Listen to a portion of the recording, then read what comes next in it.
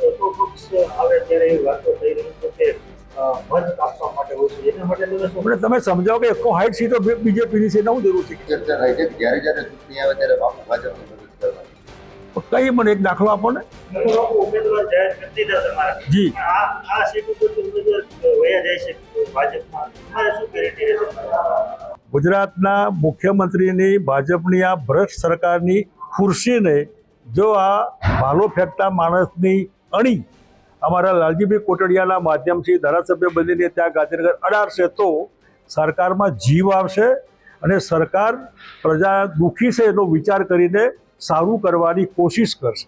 ગુજરાતની કરોડોની પબ્લિક એ આ બે મત વિસ્તારના મતદારો ઉપર આશા રાખીને બેઠી છે કે અમારી બે દીકરીની મશ્કરી થાય, બેકાર છોકરાઓ, મોંઘવારી વગેરે અનેક પ્રશ્નો. એ પ્રશ્નો આજે અમારા હાથમાં જવાબ આપવાનો નથી, પણ તમારા હાથમાં, વિસાવદર ને કડીના મતદારોના હાથમાં છે. તો વિસાવદર ને કડીના મતદારો પાસે ગુજરાતની પબ્લિક બહુ હૃદયથી આશા અપેક્ષા રાખીને અપીલ કરે છે કે અમારી લાગણીને માગણી ધ્યાન રાખીને ભારતીય જનતા પાર્ટીને ઘેર બેસાડજો અને બાપુની પાર્ટીને ગાંધીનગર મોકલી આપો તો આવતીકાલ આપણી ઉજળી લાગે. ચોથો પક્ષ આવે ત્યારે એવી વાતો થઈ રહી છે કે મત આપવા માટે હોય છે, એના માટે તમે સમજાવો કે 160 સીટો બીજેપીની છે, શું જરૂર છે? કયા મત કાપ્યા હે? આપણા મગજમાં છે બધું. આ જે છે કે બીજેપીને 160 58 હોય, 150 થાય તો શું ફેર પડે? કોંગ્રેસને એક વચ્ચે તો શું ફેર પડવાનો? એટલે આ એક કાલ્પનિક વસ્તુ છે કે આના મત તમે કાપ્યો, આના મત તમે કાપ્યો. એવી ચર્ચા થાય છે કે જ્યારે જ્યારે ચૂંટણી આવે ત્યારે બાપુ ભાજપની મદદ કરવાની. કઈ મને એક દાખલો આપો ને. મારી મદદથી બીજેપી સરકારમાં જેવું તમારું માનવું છે? તો બીજેપીને આખી બીજેપીને ખભેલીને બેહાડી ત્યારે તમે ક્યાં હતા? કેશુબાપાને અમે ભેગા થઈને જે સરકાર લાવ્યા, જે સરકાર આવ્યા પછી લાગ્યું કે આ નકામી પાર્ટી છે અને એમાંથી છોડ્યું, કોંગ્રેસમાં ગયા. એ બી મેચ ફિક્સિંગ. મેચ ફિક્સિંગમાં 50 વર્ષ ખરાબ થયા.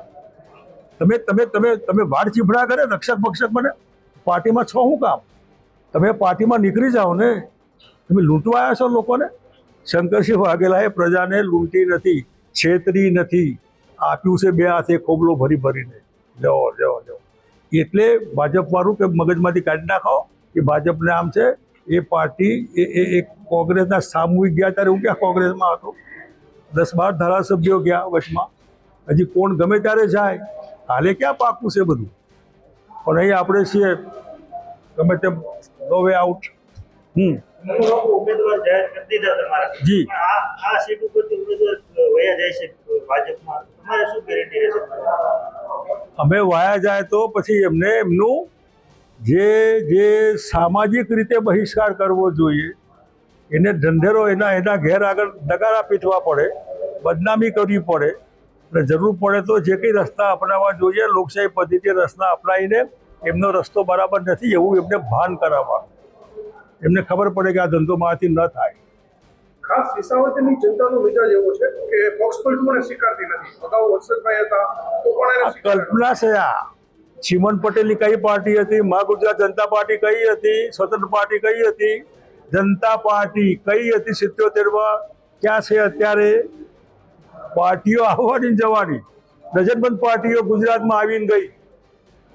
ભાઈ કાકાની પાર્ટી અહીં હતી, હિન્દુ ચાચાની પાર્ટી, એવી ચીમનભાઈની ટીમલો, વલ્લભભાઈ. આવું બધું ના હોય.